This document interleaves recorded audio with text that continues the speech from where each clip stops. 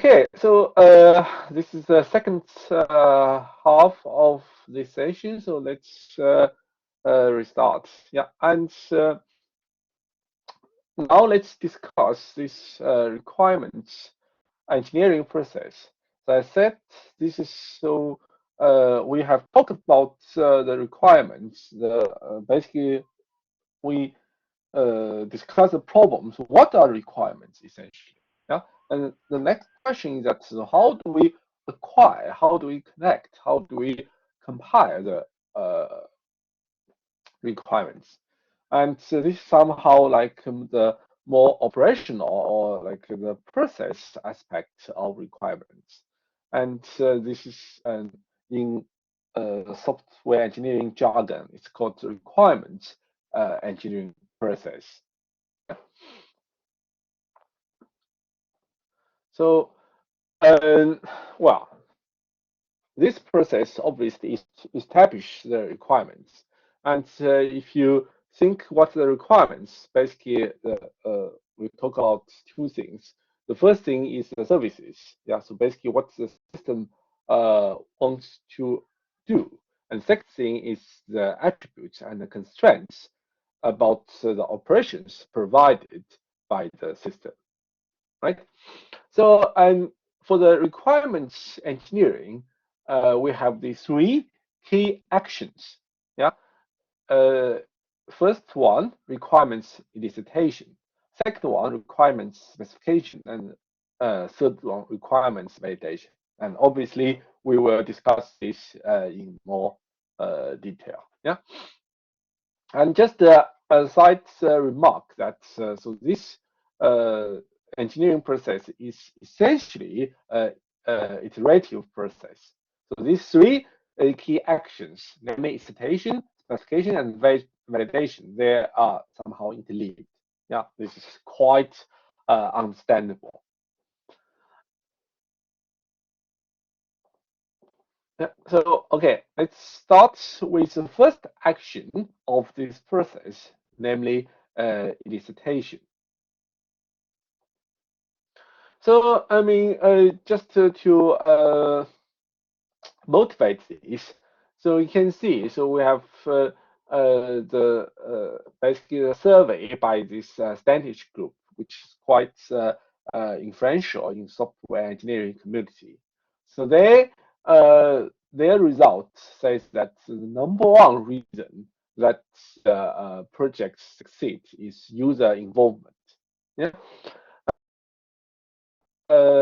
Also, there is a quite influential book called Code Complete, and this book is written by this guy, and so it says that so like access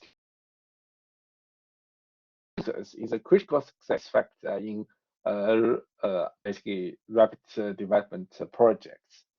And you can see that the basic information is that in order to get the requirements, so the first thing is that you need to involve end users. Yeah, this is understandable, but somehow it's not that easy to achieve.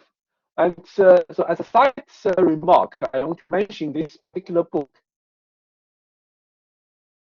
Yeah, this book is quite good. At least I liked very much, and it's somehow very interesting. Yeah, and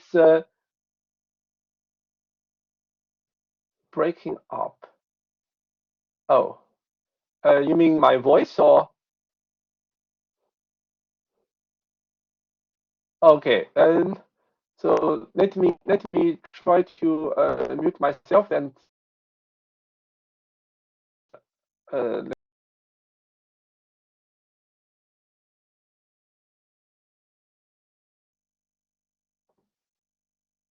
okay.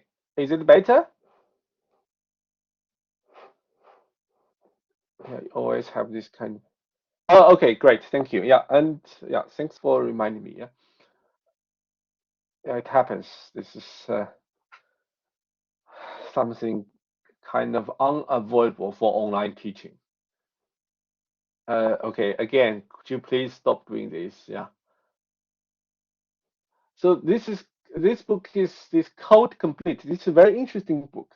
Yeah, and uh, well, it's about software development, and so somehow it encourages to continue this, let's say, code and fix programming, and it encourages to use the waterfall model actually. Yeah, so well, of course, this is debatable. I mean, you can use your own judgment, but this book is somehow, for me, it's a very practical handbook about software construction.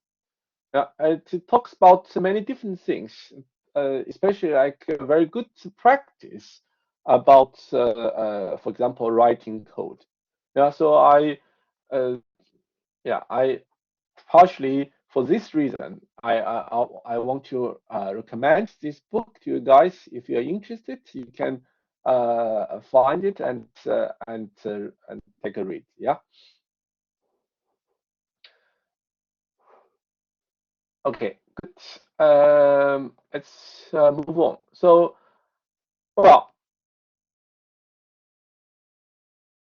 essentially, this step, I mean, the requirements elicitation is somehow like a dialogue between different stakeholders, like developers, like users, and like managers, etc. Yeah, and so for the elicitation itself, normally you go through three steps. The first step is to discover and to understand requirements. The second is to classify and somehow organize the requirements. And finally, you want to prioritize and negotiate the requirements. And I will focus on the first step. Yeah, but I mean, but I will also discuss briefly the second and the third step. Yeah. So about the so essentially you have these actions. Yeah, and the first one is this requirements discovery, and as said, I just give you a kind of like a brief instruction about these three actions. The uh, the discovery basically you want to interact with stakeholders to find out the requirements. Yeah, that's quite obvious. And it is also important to realize that like you need to uh, care about those like domain requirements. I mentioned that so these are the requirements derived from the particular application domain and particular uh, like your specific scenario. And you also need to somehow discover them at this stage. And so the second action, or if you like, the second step about elicitation is to classify and organize this. Yeah, and that's somehow quite comprehensive. More. So basically, you want to group somehow related requirements together. Yeah, so do kind of like clustering, and so make them more consistent. Yeah, and the third one is basically to prioritize the requirements. So especially, I mean, this is especially important for example, incremental development. Yeah, so you have number of requirements, and you want to focus on the most urgent ones. Yeah, and like your first version, your earlier versions must be focusing on these requirements, like requirements with a high priority. Then you can develop gradually, and I mean for the rest of the requirements. And also you want to resolve potential conflicts, and also you want to negotiate with your customers. So like which requirements should be supported and which should not be included. And So, well, all of this involve like specification. So basically, so you have so to put in a different way, these requirements must be documented in some way, yeah, and those documents will be the like inputs of the later rounds. Good. So about specific discovery techniques. So here well, you have actually a note. So I'm not sure whether you still remember. So in set one, you should encounter this so-called spiral method. And does it ring the bell? Yeah? No? Okay. Anyway, so yeah. So so for those more specific uh, uh, techniques to discover the requirements, so here I want to mention these three. Yeah, the first one is interview. The second one is so-called ethnography, and third one is stories and scenarios. Yeah, and for interview, basically you have like two types. The first type is this so-called closed interview. So in this case, you have essentially a list of predetermined questions, and you basically ask these questions to your interviewee, and by this way, and you hopefully can find out uh, the requirements. Yeah. And you also have so-called like open interviews. So basically, this is kind of like a conversation. So you don't prepare the questions in advance. Basically, you just have a kind of like informal chat with your, for example, customers, and so hopefully you can talk about like system related questions or issues, and you explore this with your end users, or basically the stakeholders. And it is, of course, more flexible, and you can enjoy more freedom, and it is somehow less targeted. Yeah, because like for a closed interview, you have a list of questions. It is more targeted. Yeah, but and also for this open interview, importantly, you need to somehow distill the useful information from the conversation you had with the stakeholders. Yeah. So so somehow this interview is a kind of like an active process. Yeah? It actively involves the end users or other stakeholders. And we have the second like method is called ethnography. Yeah, and this is kind of like it's basically like observational technique. And so what you do is that so you basically observe the operational aspect of the system or the work practice, or maybe even to observe the cultures of the organization. Yeah, and so hopefully you can use this to understand the process of the let's say the system you want to develop, and uh, you want to like derive the requirements from this observation, and basically you need to like for example automate this, and to support the process which is already in the current practice. Yeah. And so you basically, if you want to pick up these methods, you must be involved in the working environment. Yeah. So where this system is used. Yeah. And you observe basically this day-to-day work, and you maybe have to like take notes and also you can have conversations with participants, etc.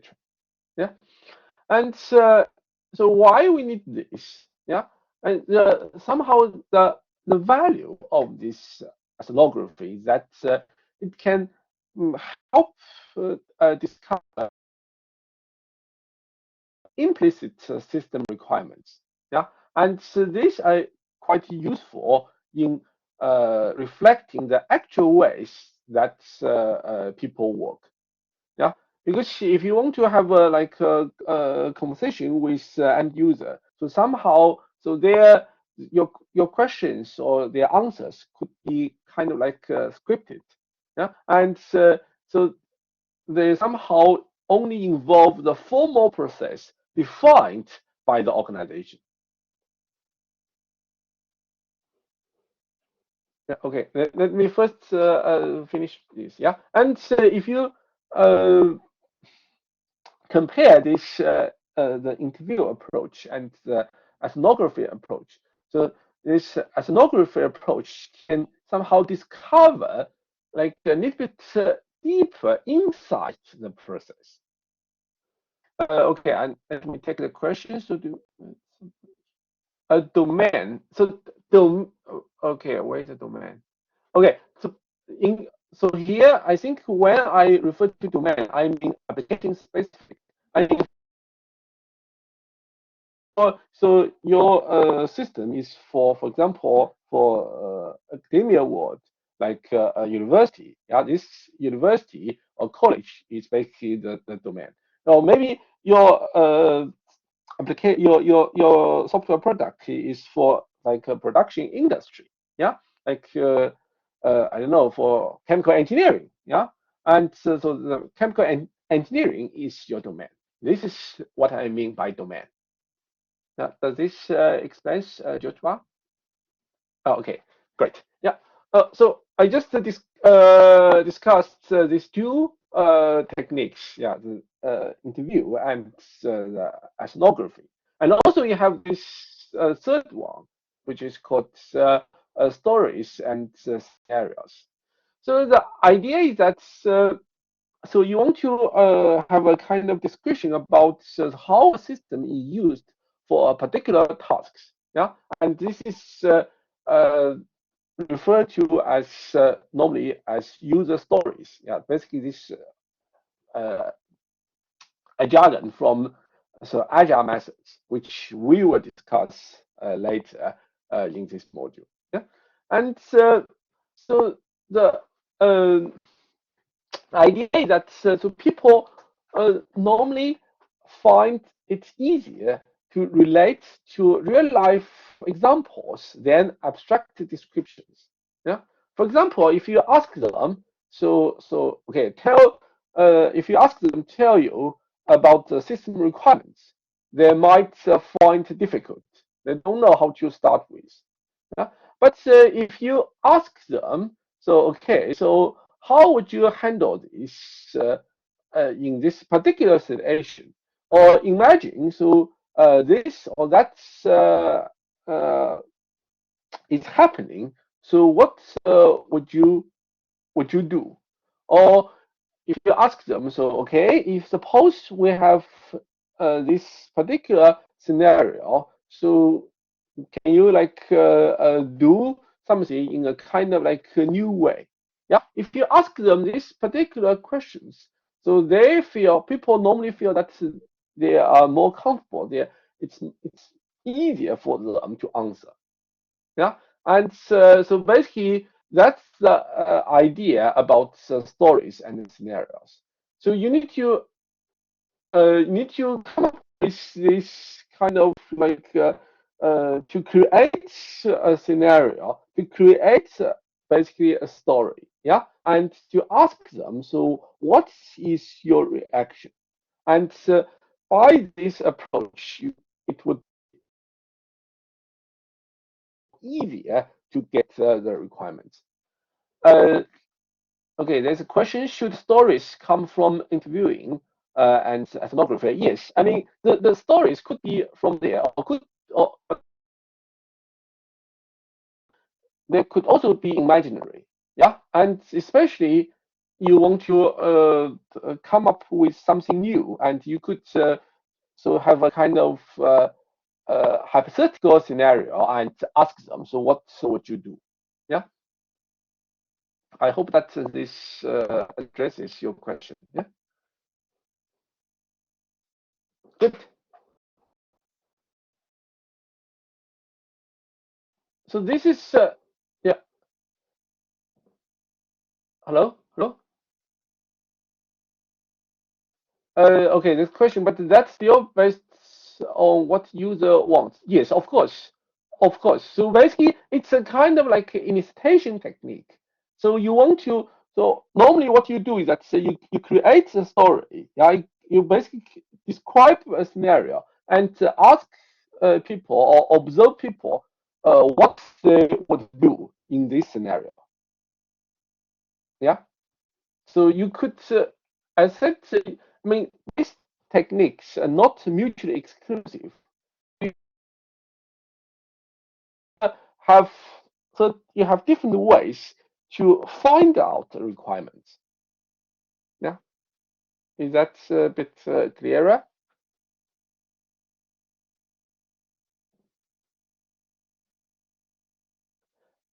Question: should that be part of organization? And I'm not sure about your question, but so if you're talking about yeah, the story should be a part of the organization. I mean, the idea is that you want to make some products. I mean, the software products which will be used in that target organization. Yeah, and you go there. I mean, go to that organization and find out how do they deal with things. And by this, you could find out the requirements of your product.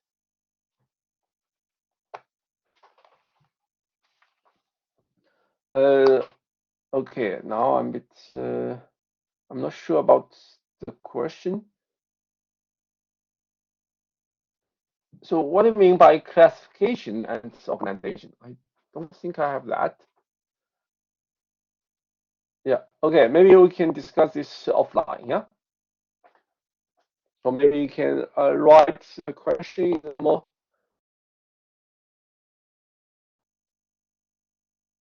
Oh, okay, I see. Should stories be part of requirements, classification and organization? No, I don't. Well, in general, no. So basically, here by stories and scenarios, I mean a particular way to discover the requirement. I haven't talked about the requirement classification and organization. That will be the next step. I'm still in the step of requirements discovery. Yeah, are you satisfied with this answer? Yes. Okay. Okay. Good. Yeah. Let's move on. Yeah. So particularly, I want to discuss this so-called focused ethnography. Yeah, and this is a particular technique for discovering requirements, and this technique was developed in a project studying the air traffic control process. Yeah, and the idea is to combine ethnography with prototyping. So maybe you remember that last week I mentioned prototyping, and I uh, said that this is a very useful technique, and actually is widely used in different stages of software development process. And here is an example. Yeah? So basically, you could use prototyping in conjunction with ethnography as a particular way to discover the requirements. Yeah. So um, the thing is that so by like ethnography, so they could inform the development of the prototype. so you can like spend less time and put less effort in prototyping refinement cycle. Yeah, but on the other hand, the prototyping can somehow inform the ethnography. Yeah, and so you could have more targeted, and you can identify more easily the problems or the questions, and this could be used in ethnography. Yeah, so basically you can be more focused and more targeted. Yeah. So it turns out this is quite like a very effective combination of techniques. And also by passing on to discuss a little bit about the problem of ethnography. Yeah. And so I think that's the thing is that somehow because it is observational technique, so it's somehow quite uh, powerful in studying the existing practice. Yeah, and this practice normally have a kind of like historical basis. Yeah, and sometimes is not quite relevant to the new development, and this is something which you want to pay attention to, and also want to avoid to a certain extent.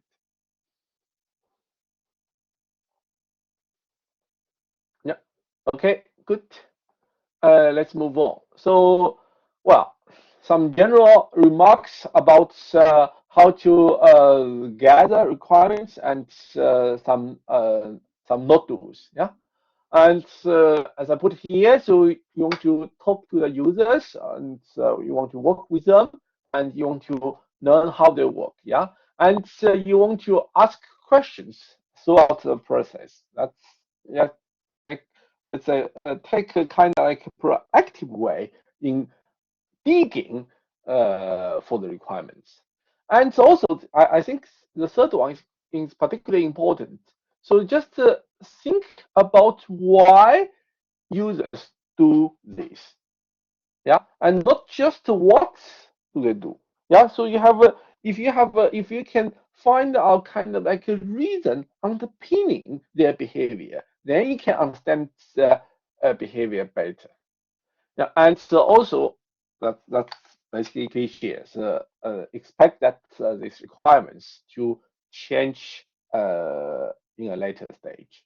Yeah, and some not do. Yeah, so so don't describe very complex business logical rules of the system. Yeah, and don't be too specific or detailed. Yeah, you need to really strike a balance. It's somehow easy to talk, but difficult to do. But again, this is something which requires like experience, which requires training, which requires practice, but something which you better bear in mind. And so don't like describe the exact user interface used to implement certain features. Yeah, try not think of everything ahead of time. Yeah, and don't do that. And don't add unnecessary features. Yeah. So okay, and so one particular warning I want to discuss is so-called this feature creep. And I'm not sure whether you're familiar with this word, but this is like a very common uh, phenomenon. Yeah, so basically it refers to like a gradual accumulation of features over time. Yeah, and so like more features look good, but actually they often have a like a negative overall effect on a large software project. Yeah. So uh, it's actually this so-called feature creep uh, happens very frequently in software development, and well, there are a couple of reasons. Basically, like somehow human natures, yeah.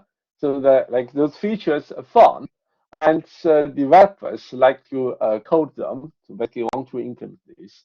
And like marketing people so like them because it's easier for them to do their job. Yeah, they can basically brag uh, about the system, and users, yeah, and think that they want them.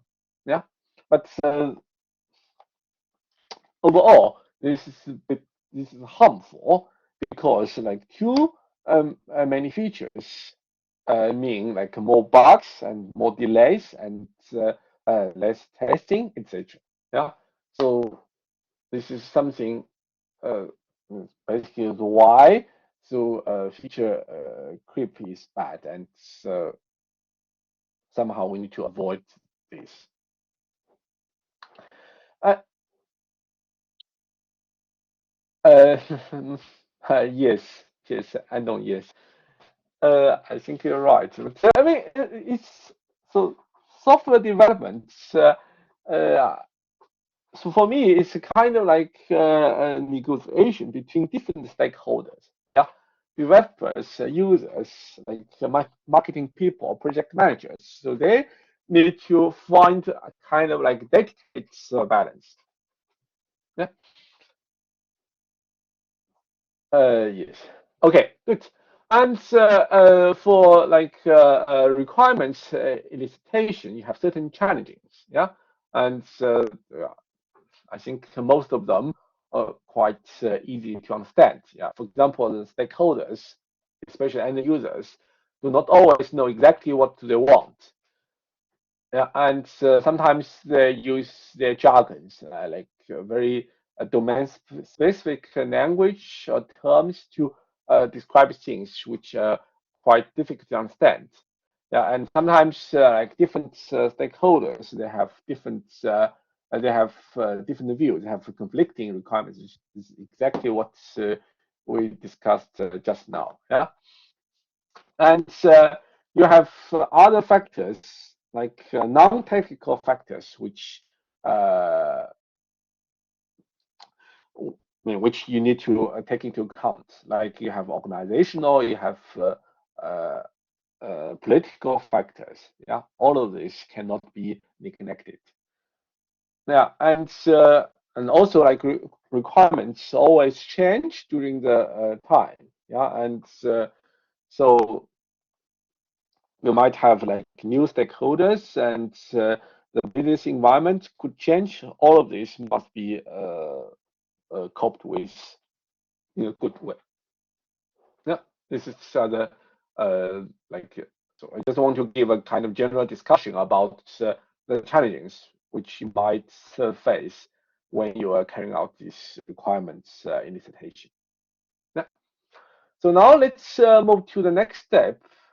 Yeah, so requirement specification. Now, this is well, easy to understand. Basically, you want to write down, yeah, write down your specification. And let me just start with some general like a principle, yeah, when you try to document your requirements.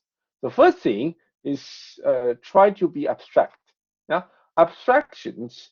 So they are somehow a little bit difficult to understand, but trust me, they live longer than details, yeah. And a good abstraction allows you to change your fixed details later. And another very general remark is try to follow or try to obey this so-called dry principle. So don't repeat yourself. So basically, you want to make sure that so those like requirements they are somehow separated. Yeah. So putting a different way, so like a modification of a single element, so does not have a kind of like global impact or does not require global change to somehow the logically unrelated elements.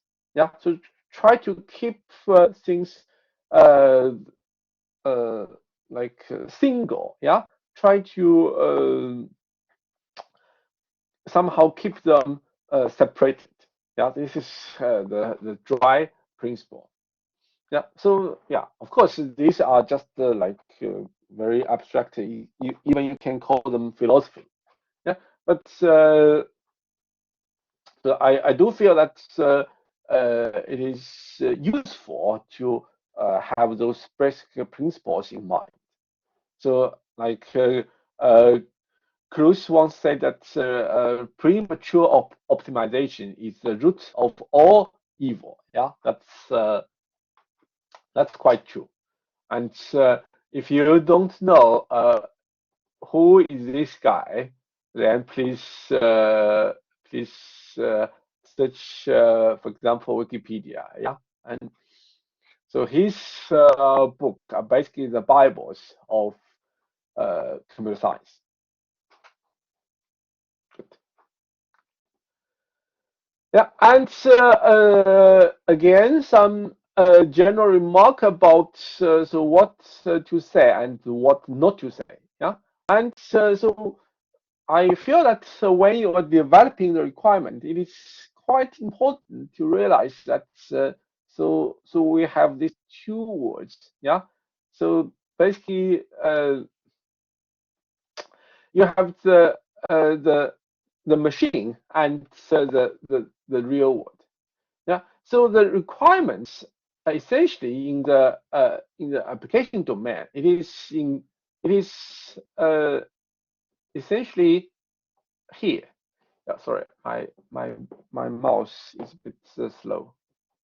Just, oops, bear with me. So your requirements essentially here. Yeah. So and your program and which should not be included in the requirements somehow is here. Yeah. It defines uh, the effects from the application domain. And to just give you a concrete example here. So you have a database system, and so you want to deal with books. Yeah, and for the requirements, you could talk about the books, the authors, the titles, etc. But you don't have those more technical terms uh, records, database, even pointers, those more things within computer science. Yeah. So basically, when you are developing the requirements, think here, think this part, and don't jump into the right part. Yeah, that's another general remark about requirements specification. Yeah, okay. So now let's have a closer look at the requirement specification. So basically here you want to write down both the user and the system requirements.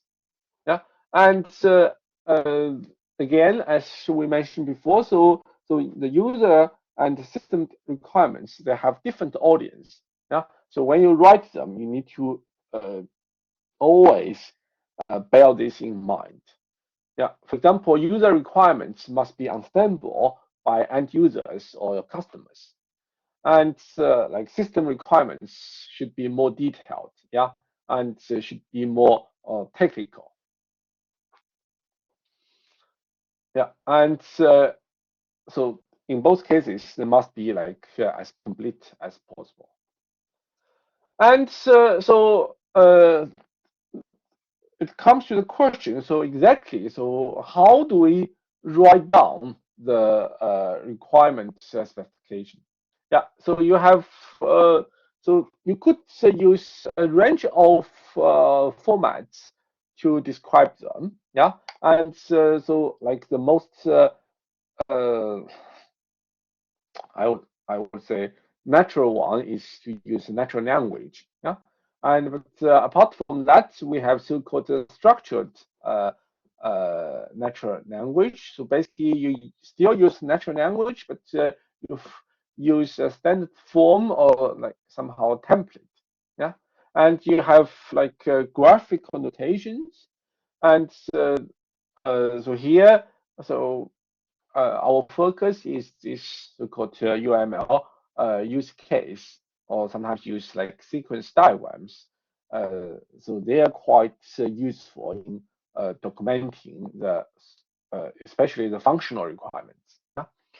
And you have something called design description language, but I don't want to discuss this. And finally, you have these mathematical specifications. Yeah, and uh, you could use like finite state machines or like set based languages. So my research actually somehow within this part. This so I deal with like requirements or the system specifications in a more mathematical way, and I develop particular techniques to especially validate the correctness of these specifications. Yeah, but I mean, they're quite uh, useful, but I should say they're quite important. But I mean, they're of course much more difficult to grasp. Yeah, and they're somehow used in somehow very specific application domains. For example, if you want to develop so-called like embedded systems, if you want to develop software for like aeronautic engineering, then yes, that would be the methods for documenting the specifications. Uh, okay, so that's question. Aha, that's a very good question. I like it. So examples about mathematical specification, or that there are many. Yeah, for example, so most of them are based on logic, especially mathematical logic. For example, you have, I'm not sure whether you have heard about the finite state machine. You could learn this from the mathematics for computer science module. So you have finite state machine, and you want to document. You use this to describe the behavior of the system, and that's one form of mathematical specification. Or maybe you can use so-called temporal logic, which is also commonly used for writing the specification. Yeah, like depending on your purposes. So finite state machine, it's oh that's so we have so actually this is quite relevant. So next week I will discuss like UML modeling, and so one of the diagrams is based on this finite state machine. So basically, you have a number of states, yeah, and so states are somehow the like snapshots of your system, and so you want to you connect the states, and you want to describe so how would you move from one state to another state. Yeah, basically, you have so-called transitions from one state to another state, and you describe all of these and to give you a so-called finite state machine or finite state automata. Yeah, yeah. It's I know it's a bit vague, and I mean I don't have too much time about that. But if you're interested, you feel free to contact me. So I'm very happy to discuss this with you because this is like within my research area. What do you mean by flip flop thing? Yeah, I mean, so one of the examples is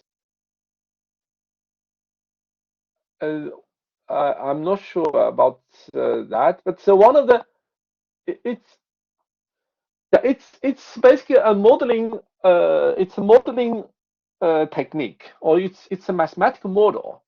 So I think maybe you mean like if you have a switch, then if you have a switch, you have like two states, for example, you have on and off state. and you could jump from on state to off state by some trigger, or you can move back. Oh, okay, yeah. If you mean that, yes,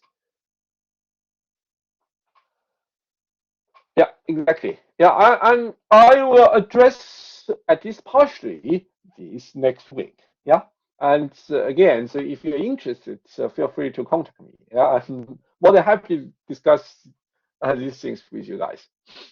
Okay, anyway, let's move on. Okay, sorry. Yeah, my mouse is really slow. I don't know why. So this takes a bit while to change slide. Okay, so first thing, the natural language. So basically, you can see that it is basically like this. I don't have many to say. Yeah, this is more suitable for user requirements because, as you could imagine, so therefore end users, and they don't really have very strong technical background, and they somehow prefer this type of description. Yeah. And you have certain pros and cons, yeah. And the advantage is quite clear. It's very expressive. Yeah, natural language probably the most expressive language in the world. Yeah, it is intuitive. It's universal. Yes, but the problem is that it is vague. Yeah, it is ambiguous, and it could cause confusions. Yeah. So you have certain ways to mitigate this. I think that's probably the most thing. Yeah, because I think we are all clear about the pros and cons. The problem is that how do we still things we still have to use them. How do we make this a little bit better? Yeah, and you could, for example, invent some standard format and to use this for all requirements. So you have certain kind of like informality, yeah, and you should use language in a consistent way. So one particular uh, uh, guideline is that, for example, use uh, sure for like mandatory requirements and use should for desirable requirements. Yeah, so like try to use the words in a consistent way. Yeah, that could be useful in how do I say make your requirements like clearer. Yeah, and use text highlighting to identify the key parts. Yeah, and avoid use of computer jargon. Yes, of course. I mean, and also try to include an explanation. Yeah, and this is consistent to what I said before. So not just describe what, also try to dig why. Yeah, and explain right the why part. Yeah, normally you put this inside a square bracket to explain why, and that would be very useful in uh, let's say explaining your requirements.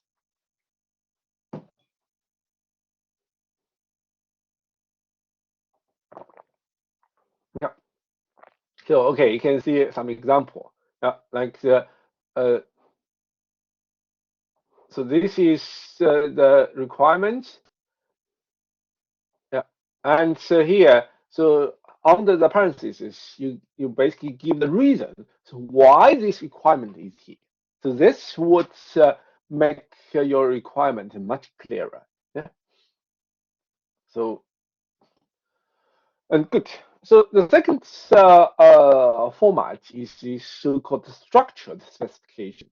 Yeah, and so basically you somehow you limit your freedom of uh, writing the requirements. Yeah, and you try to put them in a more standard form. Yeah, for example, you can organize this like for each requirement you give like a table. Yeah, you see. So this is the function. Give a description, the input, the outputs, the source and the destination, etc. Yeah. So you can see that so this particular form is more suitable for system requirements. Yeah, so if you want to develop system requirements, so I would recommend this way. And so a third form is to use this so-called tabular specification. Yeah, and this is not quite like universally uh, applied, but but for specific scenario, this type of specification is quite useful. And so normally you use this when you want to define a number of possible alternative causes of actions. Yeah, and so just look at this example. So this is about this insulin pump system. So which is one of the 4 case studies in this module. Yeah, and so basically this function. So you want to do some calculation on the rate of the change of the blood sugar level. Yeah. So you can see that. So from this table, you specify the condition and the action. Yeah. So if this condition holds, then you can you can trigger this certain action. Yeah. Okay. I see that some questions. First approach is for bug tickets as certain information like observation behavior. Yeah, okay, that's right. Yes. Yeah. And another question is that is Tableau form of structured language? And I would not say so because so for me structured language is basically a kind of you try to use you still use natural language, but you somehow format this in particular form. But this Tableau specification, I mean, for this structured language, so you don't need to use this you don't need to use this table. This is just an example. Yeah. So in general, you want to as I put here, limit the freedom of the language, and you want to find a kind of a standardized way to write down your specification. And to come up with a table is just one example. And this tabular specification is how do I say, is mostly suitable for some limited cases. Yeah, and a very typical example is this. Normally, what I did is that if you want to describe, like, yeah, I mean, if you want to describe the requirements of the system, and in particular, you find that, in this case, I want to describe basically a case statement. Yeah, I have many different possibilities. So I want to specify what the system will react under each case. And in this scenario, so one of the ways, or let's say one common way, is to use this Tableau specification. Yeah, is that clear? Yeah. So basically, this specification is quite specific. Yeah, it is used in a very limited scenario. But once you have this scenario, this specification becomes very clear. Now, I hope that this addressed your question. Yeah, good. And also we can talk about the graphical notation, and yeah, one of the ways is to use this so-called use case diagram from UML. And so I don't think I need to discuss this in detail. Basically, you get this from the SE1 module. Yeah. So so here what you have is you need to identify the actors, yeah, and these actors not part of the system, but so they basically interact with the system, yeah, and you have a set of use cases like so this one. This one is a use case. Yeah, this one is a use case, etc. So basically, each over denotes a use case, and you have this. You link the actor and the use case. Basically means that this actor is involved in this particular uh, use case. Yeah. And normally you also need to provide kind of like a tabular description about the use case. This is so-called use case description. I think you should get this from the SE1 module. Yeah, and so for this, especially for UML use case, it is very good at, let's say, get it's very good at describing the functional requirements, but not for non-functional requirements. So that's basically the limitation. Yeah, and in order to describe the non-functional requirements, I think natural language probably is like the most common choice. Yeah. So I also want to discuss a little bit about the documentation. Yeah, and so this is like the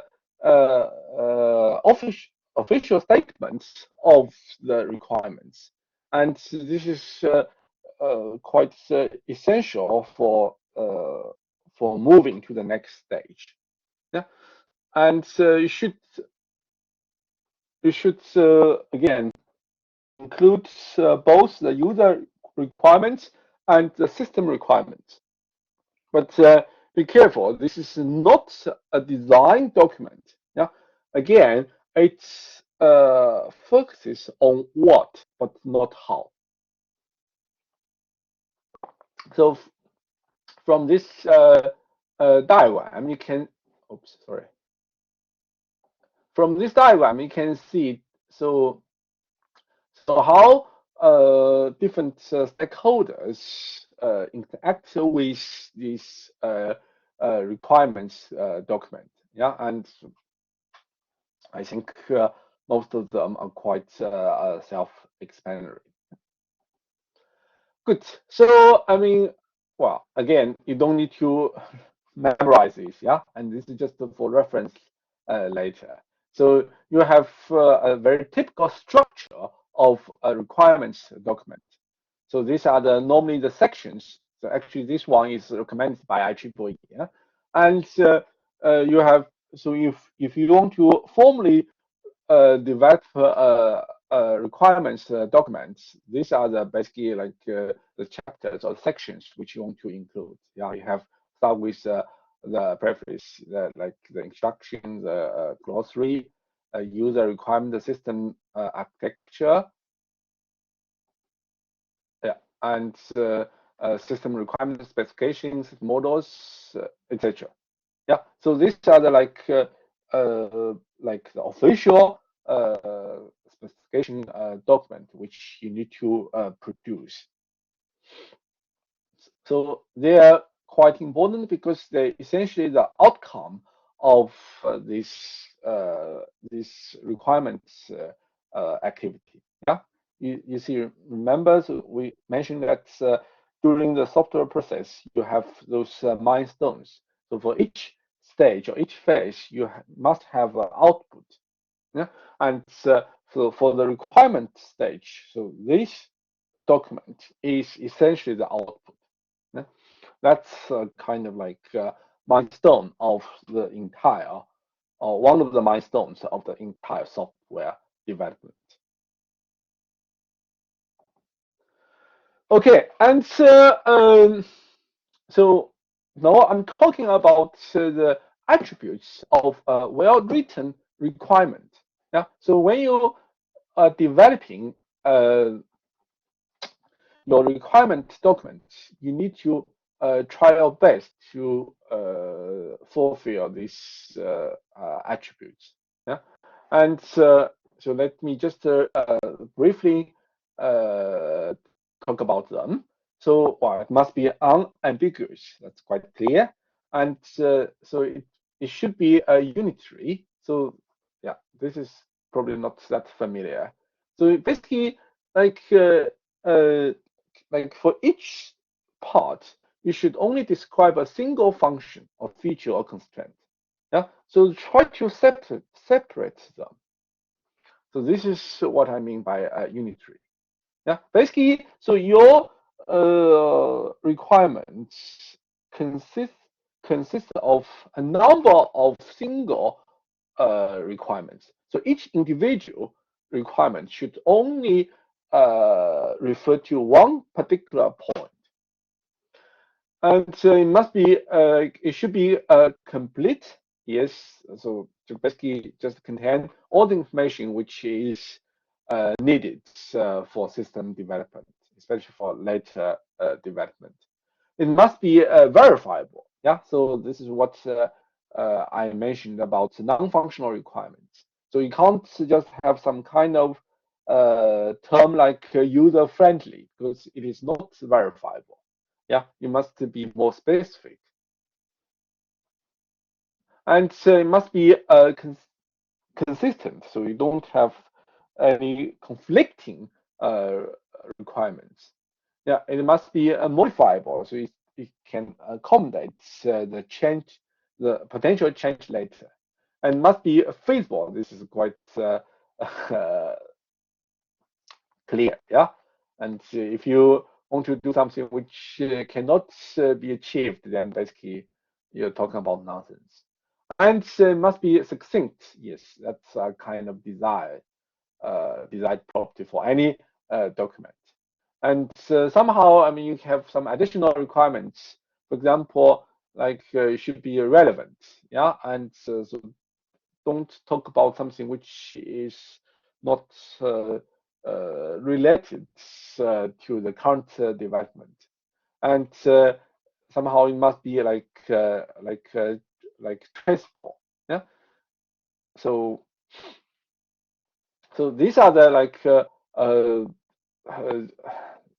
the attributes of your requirements documents. Yeah, good. So finally, we move to requirements validation. Yeah, the idea is very simple. Basically, you have your documents, and you want to make sure that this is the right one. Yeah, and basically you want to demonstrate that the your requirements specification correctly defines the system you want to develop. Yeah, and so this process is extremely important. So the reason is that, as I put here, so fixing a requirements error, so after delivery, may cost up to 100 times the cost of fixing an implementation error. Yeah. So basically, so about debugging. So the slogan is the earlier the better. Yeah. So you need to. It's extremely costly to correct an error in the requirements phase. Yeah. So I said so. My work, partially my research, is about this. So I deal with mathematical specification. I use formal approaches, basically approaches based on mathematics, to validate or verify those requirements. Yeah. So basically, you need to for validation, you need to check the your requirements against those desired properties like validity, like consistency, like feasibility, etc. Yeah, these requirements are just what we discussed. And so how do you do that? Yeah, and well, different ways. So basically, you could do this review. So this is basically a kind of like a static analysis, and you can manually analyze those requirements and try to find out the potential mistakes. Yeah, and I, I just want to say a little bit about my research. So my research is somehow partially to automate this. Yeah. So if you have like formal like mathematical specification, so I can develop algorithms to use computers to help us perform this review. Yeah, that's basically what I'm doing. But apart from this review, so you could use prototyping. Again, this is a very like effective way to validate the requirements. So basically, you want to build up a kind of executable model of the system. So you play with them, and that could be quite effective in finding the potential problems of your requirements. And also, you could do this so-called test case generation. This is what we will be discussing for agile methods. There's a one like development method called the test first development. So basically, you don't you first generate the test case, then you develop the system. Yeah, so by generating the or at least trying to generate the test cases, you could check at least whether the requirements are, are verifiable or not. Yeah. Yeah. So again, you have you basically you want to validate your requirements against those like core characteristics of your requirements. Yeah, like very whether they can be verified. Sorry, or maybe they can maybe understood properly and etc. Yeah, good. So I just want to discuss very briefly about the requirements change. So kind of like the topic of software engineering. And so we need to accommodate changes. And so in this particular scenario, we need to accommodate changes from the requirements. And the reason is that we have a changing business and requirement. Yeah, as I put here, so you could have new hardware, and you might need to interact with other system, and so you might have different business priorities and etc. Yeah, so basically we need to systematically, again, you see, I emphasize it a lot. You need to systematically add the changes to the environment. And yeah, there's again a cartoon which you can look after. Yeah.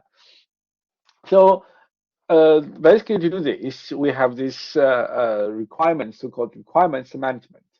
This is a process to manage the changing requirements during and after system deployment. Yeah, and you want to like keep track of individual requirements. You want to maintain uh, like the dependency of the requirements, and you want to like for example impacts of uh, a requirement change. Yeah, and so well, this involves kind of like a formal process and you need to, for example, to make change proposals. Yeah, you can't just do this outright. First, you want to propose a change, then somehow assess the impacts, and then decide whether you want to do that. And you want to, for example, about assessment, you want to do analysis and try to do the costing to see. So basically to determine whether this change uh, should be supported or not. Yeah, and if it is supported, then finally you can implement this. Yeah. So yeah, I just want to briefly discuss this, and you could have yeah, okay. So this is, I mean, this is not part of the first coursework. No, it's, but you could look at this case study and try to think that what are the requirements for this particular case study. Yeah, good. So I think this is basically what I want to say for tonight. And next week, I will move to software modeling. Yeah, this is basically a bridge between requirements and a later stage, which is the software design. So, and so, okay, there's a question here. Yes, I mean, if you, okay, hold on. Let me first stop recording. Yeah.